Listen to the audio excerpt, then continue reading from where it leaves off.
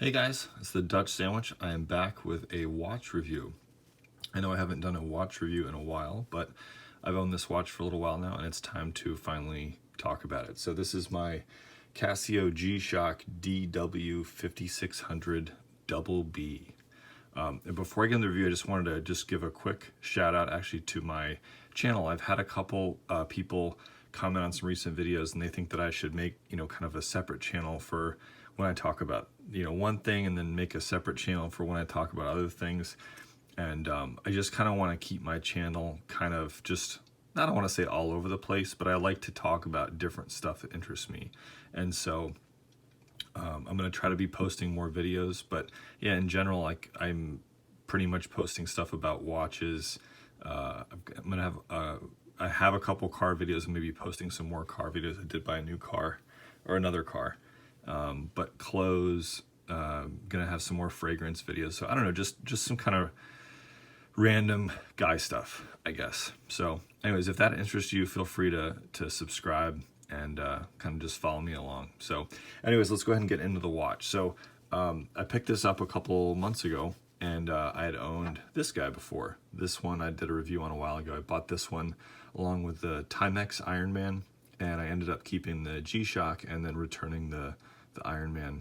And I still really love this one. This is the GW-6300, and I'll be kind of referring back to this one throughout the review, depending on, like if it's a pro or a con about this this new DW. So anyways, you can pick this DW up here on Amazon for 98 bucks, and it's similar functionality to the original one, which is the is the one that's got like writing on it and whatnot. It's got some colors on the dial here, and that one's only 42 bucks. So while it's only $40 to $50 more, it's over twice as expensive. So you do pay a lot more to get this kind of all black look. But for me, it was worth it. I really liked this kind of stealth look, and I want it to be a watch that can go kind of from daytime, like business casual work, to nighttime, and it's kind of just it's kind of like a watch person's watch. Not that the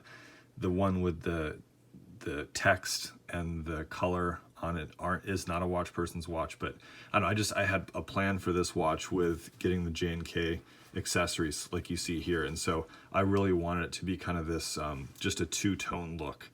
And so yeah, we'll get into that now. But real quick, the dimensions here, I think it's a little scary to look at the dimensions because it says it's 48.9 millimeters wide, and I've got a lot of mechanical watches, and none of them are even close to that. But this thing wears like I think it would wear like a 38 millimeter watch if you're used to kind of just traditional watch dimensions.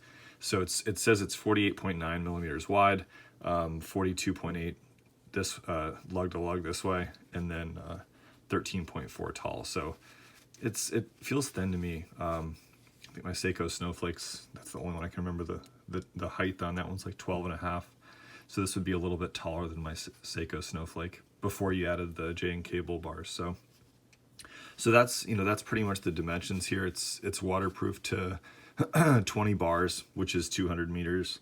So obviously no problems there. It's battery operated, whereas this one has these atomic time and the solar capability. So this one does have it's got the date, the day, the year, not the year, sorry, the month, the day, and the date. Ugh.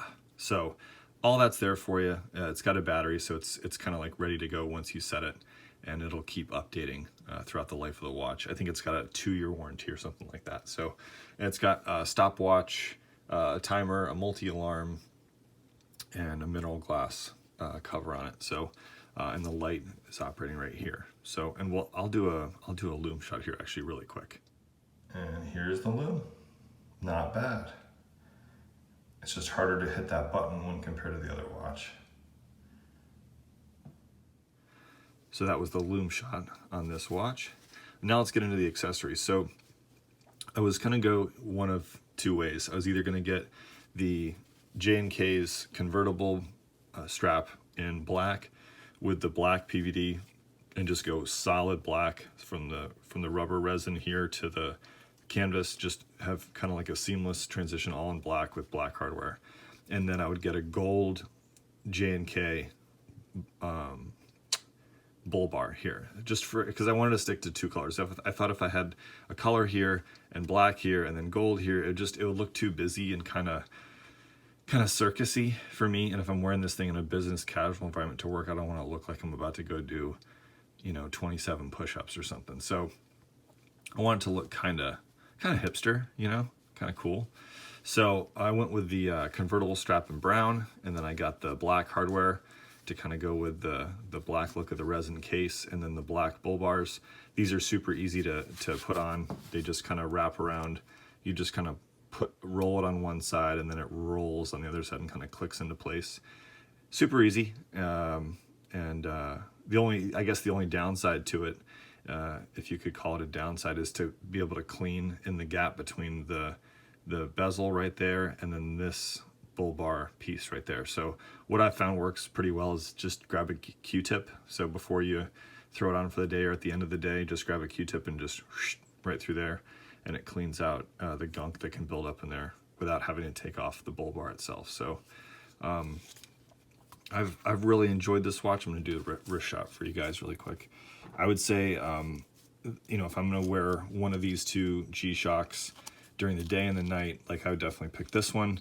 But if I'm doing sports at night, I still prefer the DW-5600, and I'll tell you why. Because the button for the loom on this one is kind of hard to get to. So it being right here, it's really recessed, and it's kind of difficult to hit, and the loom isn't that impressive when you compare it to the GW. So here's a look at my wrist. I've got a 7-inch wrist exactly with the brown convertible strap. So that pretty much wraps it up, guys. Thank you guys for watching, and we'll see you in the next video.